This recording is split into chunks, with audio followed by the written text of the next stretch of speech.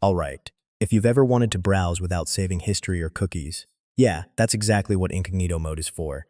In this full guide, I'll show you how to use incognito mode in Google Chrome and what it actually does, step by step. First, open Chrome, click the three dots in the top right corner, and select New Incognito Window, or use the shortcut, Ctrl+Shift+N. Now, when you're in incognito mode, Chrome won't save your browsing history, cookies, or form data after you close the window. You can browse just like usual, search, open tabs, log into accounts, everything works the same. Incognito is useful when using shared computers, logging into multiple accounts, or keeping searches private. Important, incognito doesn't make you completely anonymous. Your internet provider, workplace, or websites can still track activity also. Downloads and bookmarks you create will still be saved on your device, even in incognito mode. To end the session, just close all incognito windows. Once closed, your browsing data from that session is cleared.